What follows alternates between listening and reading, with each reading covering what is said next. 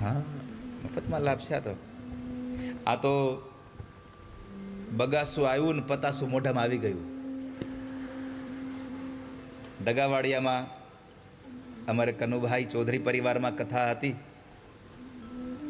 અને રોહિતભાઈ ત્યાં કથા સાંભળવા આવેલા અને એણે મને વ્યાસપીઠે કહ્યું કે આપણે ગાંધીનગરમાં એકવાર કથા કરવી છે. એટલે હું વ્યાસપીઠે પ્રાયઃ મારું મૌન હોય એટલે મેં એને કહ્યું કે ઠાકોરજી કરશે તો એ થશે. અને આજે ઠાકોરજીએ એ વાત સાંભળી પણ લીધી અને ભગવાન આવી પણ ગયા.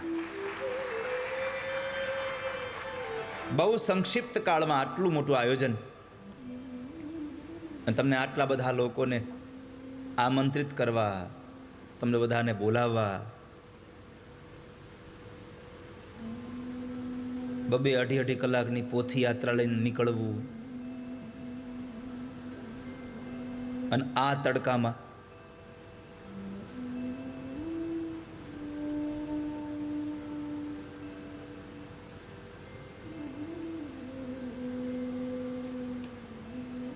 પણ આટલું સુંદર આયોજન જોઈ, આપ સૌ લોકોની આટલી હાજરી જોઈ, રોહિતભાઈની આટલા સંક્ષિપ્ત કાળની આ મહેનત, આ થનગનાટ ગ્રુપે આટલી સરસ મજાની આ કથા જ્યારે ગાંધીનગરને આપી છે, તો આ કેવલ ને કેવલ જો આ થઈ રહ્યું હોય તો એક પંક્તિ દ્વારા આ તમને ભગવાને આ બધું કરાવ્યું છે એના માટે એક જ પંક્તિ, बस आपकी कृपा से मेरा काम हो रहा है, बस आपकी कृपा से मेरा काम हो रहा है, करते हो तुम कन्हैया मेरा नाम हो रहा है, करते हो तुम कन्हैया मेरा नाम हो रहा है, करते हो तुम कन्हैया मेरा नाम हो रहा है, करते हो तुम कन्हैया मेरा नाम हो रहा है, करते हो तुम कन्हैया सब काम हो रहा है, मेरा आपकी कृपा से सब काम हो रहा है। बस यही भगवान की कृपा से सब काम हो रहा है, हम कहाँ कुछ कर रहे, हमें तो पीछे से कोई पुशअप कर रहा है इसलिए ये काम हो रहा है, वरना कहाँ हम जाते हैं। હું તો જ્યારે ગાંધીનગરમાં કથા આપી રોહિતભાઈ તમને તમે આ બધું આયોજન કરતા હતા, હું વિચારતો હતો મારે, મેં કીધું આ ગાંધીનગરમાં પહેલી વાર જાઉં છું, મારે તો એ જ વિચાર હતો કે મારા ઠાકોરજીના દીવાના કેટલા છે અહીંયા એ જોવાનું હતું મારે તો. આજે ખબર પડી કે 100% વાળા હતા એ આવી ગયા છે, હજી 80% વાળા, 90% વાળા, 70% વાળા, 50% વાળા, 10% વાળા હજી આ હાથ દીમાં આવશે.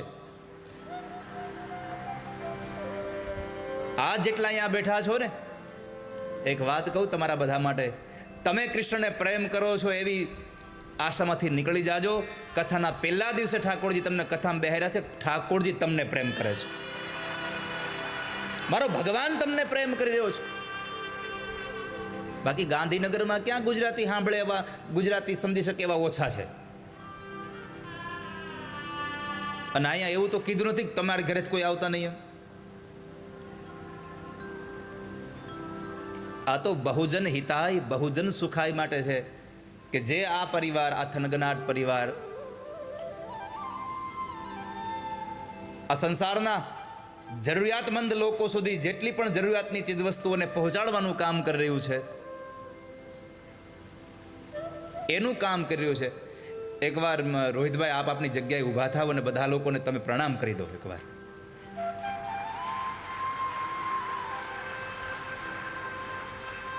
આ માણસે અત્યાર સુધી ખૂબ સારા, જો કે આપ અહીંયા થનગનાર ગ્રુપને ઓળખો જ છો, કારણ કે રમવા જાઓ છો નોરતા, ગરબા રમવા જાઓ છો, બીજી બધી સેવાકીય પ્રવૃત્તિમાં જાઓ છો.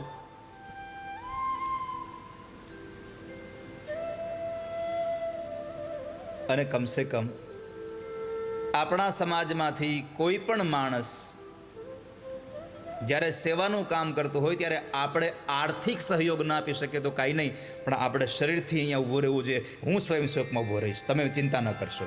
આ મંડપ વાળવો છે, મંડપ વાળવા વાળાની ચિંતા કરતા નહીં, અમારો પરિવાર મંડપ વાળી નાખશે. આ તો હું ખાલી એક્ઝામ્પલ આપું છું.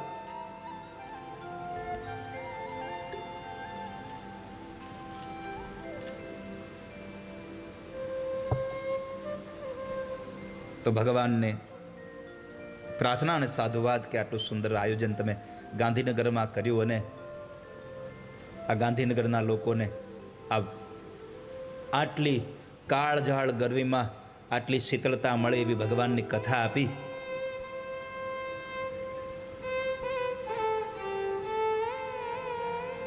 ચૌદ તારીખે તથાસ્તુ વિદ્યાપીઠના એ દિવ્ય પ્રાંગણમાં ભગવાન ઠાકોરજીના એ દિવ્ય ચરણોમાં રંગોત્સવ 2025ની કથા વિશ્રામ થઈ. ગઈકાલે એક દિવસનો માત્ર વિરામ રહ્યો, અને 16 તારીખથી લઈ અને 22 તારીખ સુધી રોજ બપોરે મારે તમને એક પ્રશ્ન પૂછવો છે. 3 વાગે કથા કરવી છે કે 4 થી 7:30 કરવી છે? 4 થી 7:30. 3 વાગે? અરે તમારી ભલી થાય, પણ મારે 3 વાગે આવવાનું છે, તમારે પાછું 2:30 વાગે આવવું પડશે. હા, અને અહીંયા અમારી એડવાન્સ રિઝર્વેશન ટિકિટ બંધ છે, કે હું તો ભલે 5 વાગે જાઉં તો આપણી ટિકિટ તો ત્યાં રિઝર્વેશન છે, આપણી સીટ તો ગમે ત્યાં હશે. આવું અહીં રાખ્યું જ નથી. અહીંયા તો જે વહેલા આવે એ આગળ બેસી જાય, બાકીના જેટલા ગમે આવે વાહે બે પાછળ. ઠાકોરજીની ટ્રેનમાં ક્યારેય એડવાન્સ રિઝર્વેશન આવતું નથી. અહીંયા તો વહેલા એક વાત મેં તમને એ કહેવી છે, આજથી કથા શરૂ થઈ છે. તમારા લોકોને આજે કામ કરવું પડશે મારું. કરશો? કેટલા લોકો? હાથ ઉઠાવો. મફતમાં છે, તમે ચિંતા કરતા નહીં કઈ. નહીં તો આ લોકોને એમ થાય હમણાં આગળ કોરો ચેક માગશે. સાવ મફતમાં છે. એક જ કામ તમારા લોકોએ કરવાનું છે. આજે આપણે એવું કામ કરવાનું છે કે તમારે ઘરે જઈ અને તમારા મોબાઈલના જેટલા પણ કોન્ટેક્ટ નંબર છે એ બધાને વોટ્સએપમાં એક મેસેજ નાખવાનો છે કે ગાંધીનગર સેક્ટર 11માં આજથી કથા શરૂ થઈ ગઈ છે, 1 દિવસ પૂરો થઈ ગયો છે, તમને બધાને કાલે બપોરે 2:30 વાગે આવી જવા માટે વિનંતી છે. આવો મેસેજ તમારે એક વાયરલ કરી દેવાનો છે. આ લઈ જાને બેટા.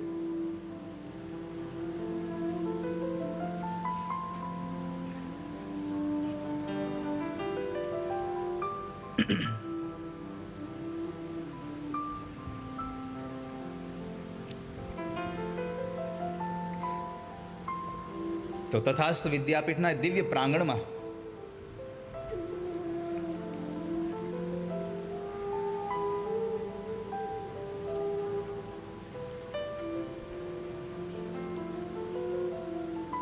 ચૌદ તારીખે રંગોત્સવની એ કથા ઉજવી, અને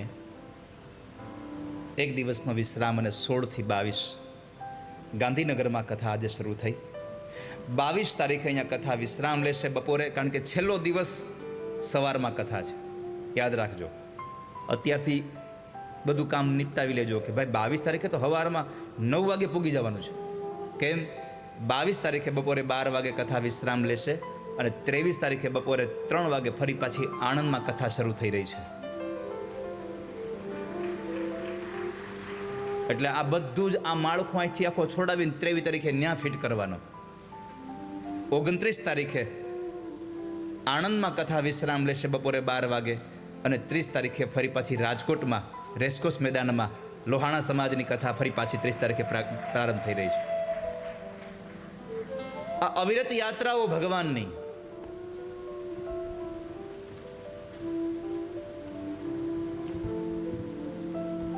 તો એ રંગોત્સવનો એ દિવ્ય પ્રસંગ ભગવાન ઠાકોરજીના એ દિવ્ય યુગલ ચરણોમાં સમર્પિત કરીને આજે પુનઃ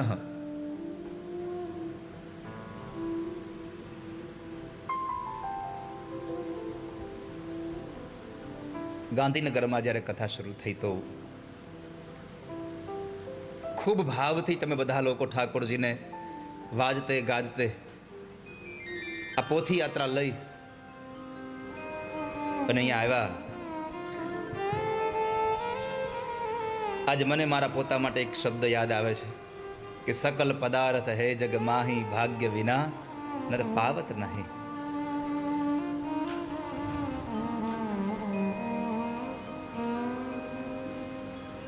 એક વાતનો આનંદ બીજો છે, ગાંધીનગરમાં અત્યાર સુધી જેટલી વખત આવવાનું થયું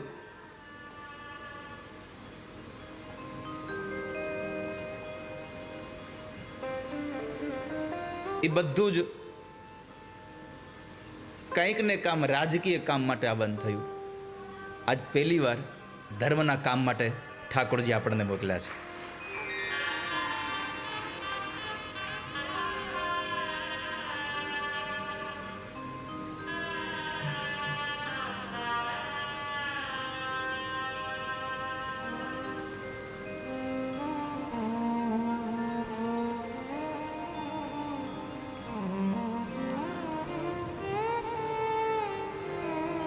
તો તમે બધા લોકો ખૂબ વાજતે ગાજતે ભગવાન ઠાકોરજીની એ નગર યાત્રા કરી અને પધરાવ્યા ભગવાનને.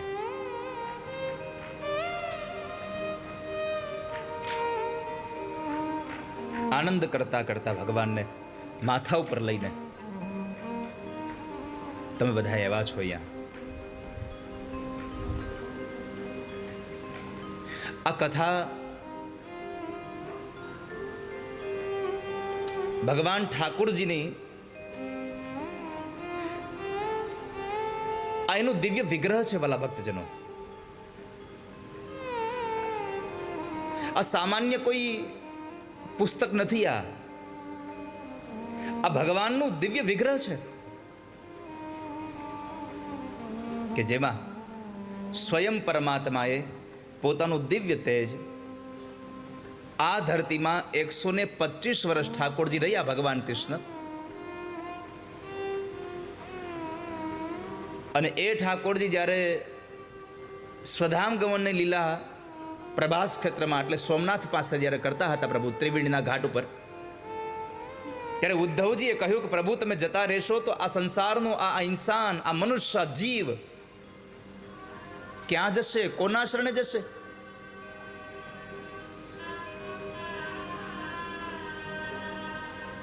ત્યારે પરમાત્મા કૃષ્ણએ કહ્યું કે આપ ચિંતા ન કરો,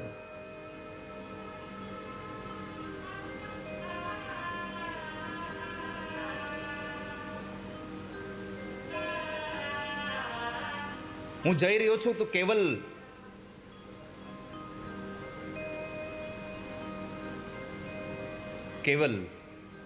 મારા પંચ મહાભૂતના શરીરથી જઈ રહ્યો છું.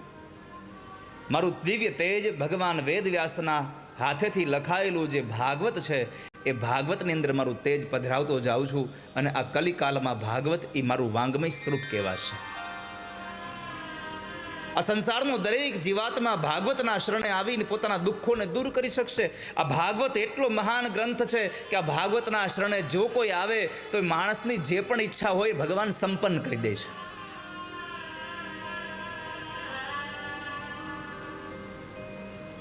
ભુક્તિં ચ મુક્તિં ચ દદાસि નિત્યમ भुक्तिं च मुक्तिं च ददासि नित्यम। चाहे इंसान कुछ लौकिक सुख के लिए आए तो भी भगवान संपन्न करते हैं, चाहे कोई इंसान भगवान के पास मुक्ति के लिए आए तब भी भगवान इस कथा में भगवान उनकी इच्छाओं को संपन्न करने वाले होते हैं।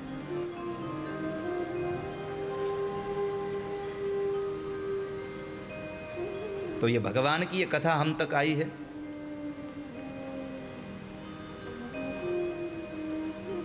અને ભગવાન આમ જોવા જાવ તો તમારી ઘરે આજ પહેલી વાર આવ્યા છે। તમારા ઘરે ભગવાન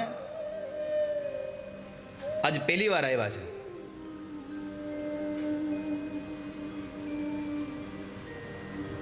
અને ભગવાન આવે ને, આમ તો મને ઘણી વખત લોકો કહેતા હોય જ્યારે જ્યારે કે કથા મળે તો કે હવે તમે ગાંધીનગર કેદી આવશો કથા કરવા? મેં કીધું મારે તો આજે જ આવવું છે, પણ ઠાકોરજી હમણાં ના પાડે છે। અને મારો એક જ જવાબ રહ્યો છે, જ્યારે ઠાકોરજી લાવશે ત્યારે અમે આવીશું।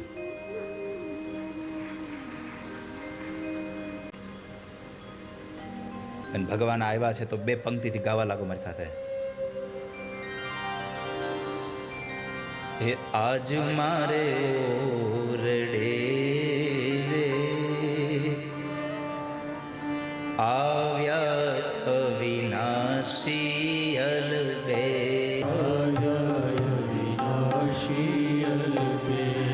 હે આજ મારે ઓરડે રે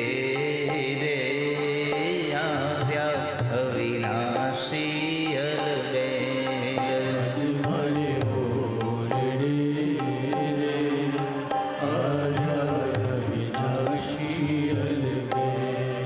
પુનઃ એક વાત મારી જે વચ્ચેથી છૂટી ગઈ હતી, તમને કહેતા કહેતા નીકળી ગયો હતો।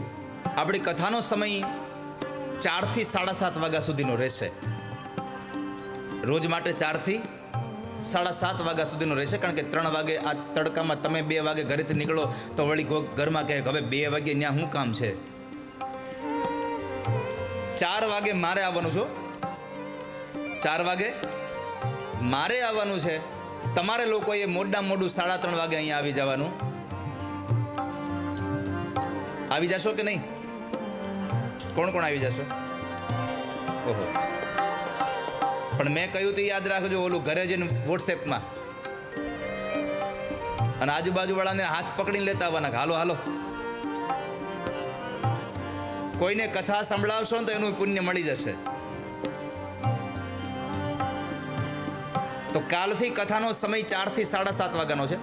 આજે પણ કથા 7:30 વાગ્યા સુધી ચાલશે।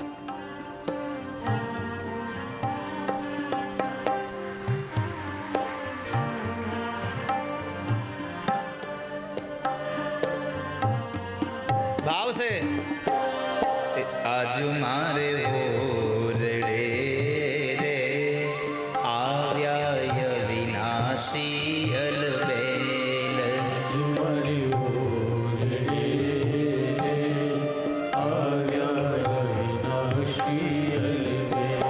એ ભાઈ મેં બોલાવ્યા રે સુંદર છોગાવાળો છેલ,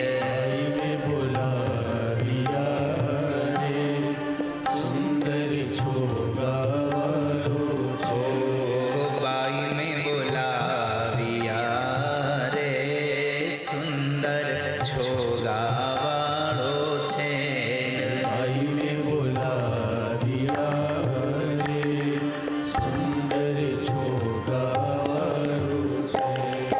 આજ મારે ઓરડે રે આવ્યા વિનાશી અલબેલ, મારે ઓરડે આવ્યા વિનાશી અલબેલ, આજ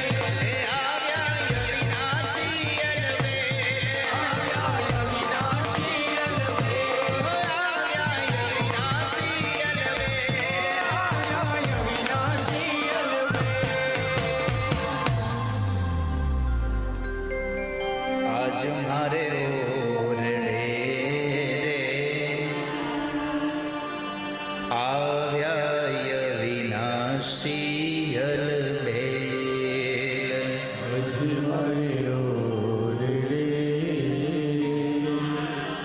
આવ્યા અવિનાશી અલબે બાઈને બોલાવ્યા રે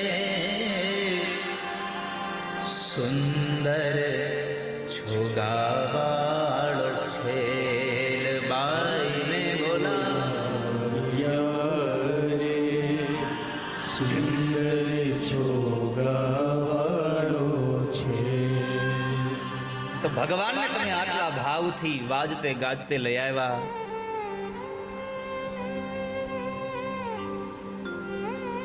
નિરીખ્યા નેણા ભરી નટવર સુંદર શિશા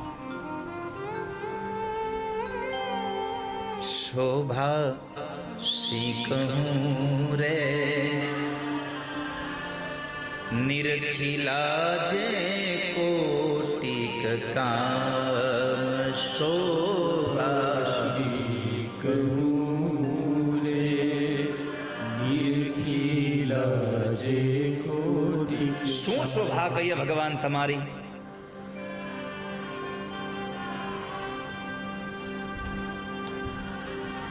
અને એ ભગવાન જ્યારે આવ્યા, સૌએ આપણે ભગવાનને અહીંયા પ્રસ્થાપિત કર્યા. અને કથાનો જ્યારે મંગળ દિવસ શરૂ થયો,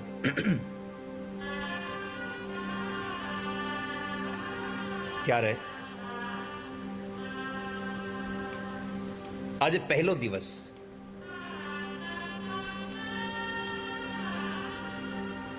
ભગવાનનું મહાત્મ્ય છે.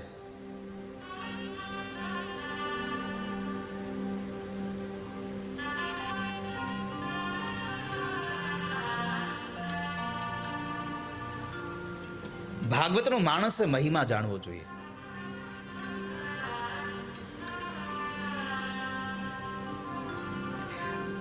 મહિમા એ જ મહાત્મ્ય છે. 6 અધ્યાયોમાં ભાગવતનો મહિમા સ્વયં ભગવાન વેદવ્યાસે પદ્મ પુરાણમાં લખ્યો છે.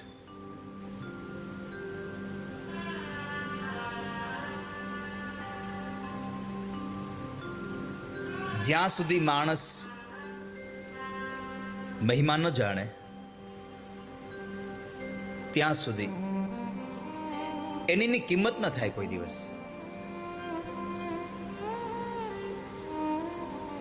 સામાન્ય રીતે તમારા હાથમાં એક વીંટી છે, પણ તમને ખબર જ નથી કે આ વીંટી સોનાની છે અને સોનું આટલું મોંઘું છે. એની જ ખબર ન હોય તમે માવજત કેટલી કરો, કેટલું ધ્યાન રાખો.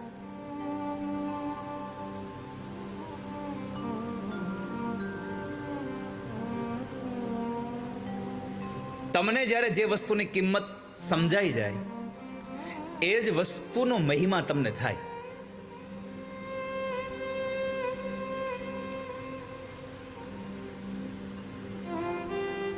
જેમ સોનાની કિંમત સમજાઈ ગઈ એટલે આપણને અત્યારે આપણા ઘરેણાઓની બહુ ચિંતા રહે. અને કેટલી ચિંતા. લાખો રૂપિયાના ખર્ચે બનાવેલા ઘરેણાઓ જ્યારે બારગામ આપણે કંઈક તહેવારમાં કે પ્રસંગમાં જાવ શું કહી હવે ત્યાં ખોવાઈ જાય, એના બદલે જૂના પહેરીને જાય, નવા પડ્યા રહેવા દઈએ, સોનું મૂકી દઈએ ઘરે, એની જેવા લાગે એવા પહેરીને જઈએ આપણે. કેમ? ઓનો મહિમા છે. આને શું કામ તો કે ખોવાઈ જાય તો ચિંતા નહીં. તમને ખબર છે કિંમત એટલા માટે. એમ ભાગવતની, ધર્મની, શાસ્ત્રની માણસોએ આ મહત્વને જાણવાની બહુ જ આવશ્યકતા છે.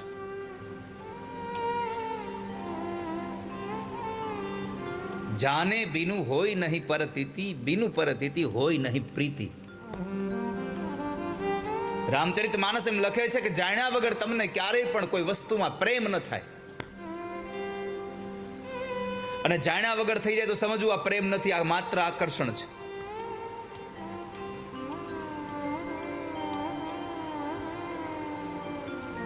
તો દિવ્ય ગ્રંથ ભગવાન ભાગવતજીનો આજે બડા બડાઈ ના કરે,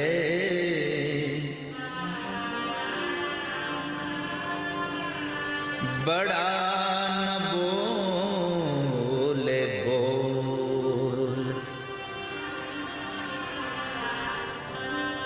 हीरा मुख से ना कहे,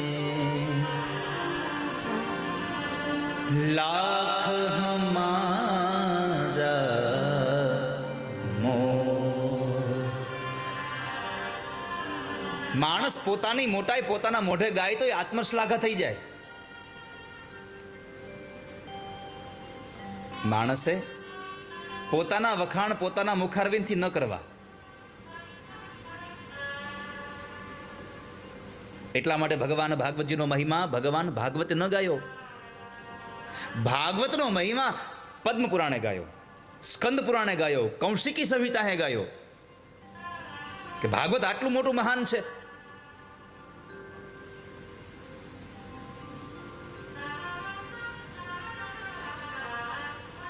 અને એ ભાગવતના પ્રારંભમાં પ્રધાન ભગવાન શ્રી કૃષ્ણ વંદન કર્યા છે. સચ્ચિદાનંદ રૂપાય વિશ્વોત્પત્યાદિ હેતવે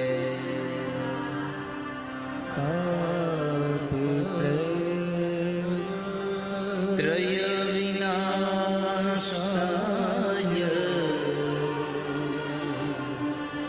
શ્રી કૃષ્ણાય વયમ નમઃ.